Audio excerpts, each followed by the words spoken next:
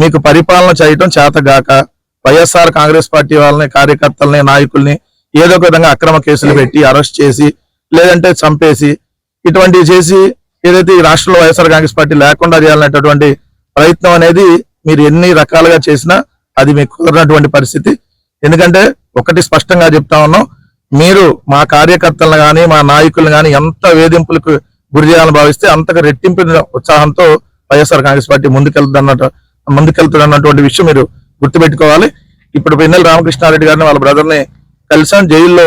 ఆయనకి already court అనుమతి ఇచ్చింది, ఆయనకి ఏదైతే భోజనం కానీ ఇవన్నీ, దాన్ని కూడా ఈరోజు ఇంప్లిమెంట్ చేయట్లేదు కోర్టు అధికారులు. అదేమంటే మళ్ళీ కోర్టులో వేసుకోమంటున్నటువంటి పరిస్థితి.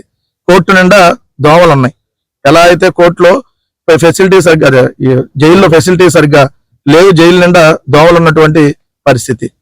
సో నేను తెలుగుదేశం కూటమి వాళ్ళకి, ఎందుకంటే రేపొద్దున కూడా మళ్ళీ మీరు చాలా మంది మళ్ళీ నెల్లూరు జైలుకో లేదంటే గుంటూరు జైలుకో ఇంకో రాజమండ్రి జైలుకు వెళ్లాల్సిన పరిస్థితి కంపల్సరీ 2029 తర్వాత మీకు ఉంటది. కాబట్టి ముందు ఇక్కడ ఫెసిలిటీస్ అన్ని బాగు చేసుకోండి. ఎందుకంటే రేపొద్దున మీరు రావాల్సింది మళ్ళీ ఇక్కడికే.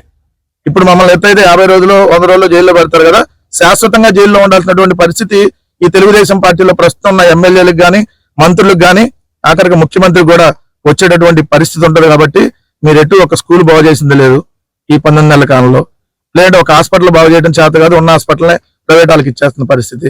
ఒక పని చేయండి, మీకు చేత కాబట్టి జైలు కూడా ప్రైవేట్ వాళ్ళకి ఇస్తే వాళ్ళన్నా బాగు చేస్తారు కదా. జైల్లో నిండా దోమలు, జైల్లో ఇవ్వాల్సినటువంటి ఫెసిలిటీస్ లేకుండా. సో ముందు జైలు మీరు బాగు చేసుకుంటే రేపొద్దున మీరు శాశ్వతంగా ఇక్కడే ఉండాల్సిన పరిస్థితి ఉంటుంది. కాబట్టి కనీసం మీకన్నా మంచి జరిగింది ఏంటంటే మీరు శాశ్వతంగా ఇక్కడ ఉండాలి. కాబట్టి ముందే మీరు ఫెసిలిటీస్ ఇప్పుడే రెడీ చేసుకొని పెట్టుకుంటే రేపొద్దున అది మీకు ఉపయోగంగా ఉంటుంది. ఒకటైతే స్పష్టంగా చెప్తా ఉన్నాం, మీరు ఎన్ని కేసులు పెట్టినా పిన్నెల్లి రామకృష్ణారెడ్డి గారిని కానీ వాళ్ళ కుటుంబాన్ని కానీ మీరేం పేకలరు అన్నటువంటి విషయం గుర్తుపెట్టుకోండి.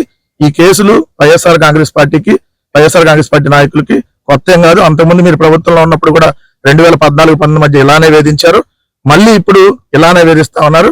మీరు ఎంత వైఎస్ఆర్ కాంగ్రెస్ పార్టీలను తొక్కాలని ప్రయత్నిస్తే అంతకు రెట్టింపిన ఉత్సాహంతో వైఎస్ఆర్ కాంగ్రెస్ పార్టీ కార్యకర్తలు, నాయకులు ముందుకు సాగుతారన్నటువంటి విషయాన్ని కూటమి ప్రభుత్వానికి చెప్తూ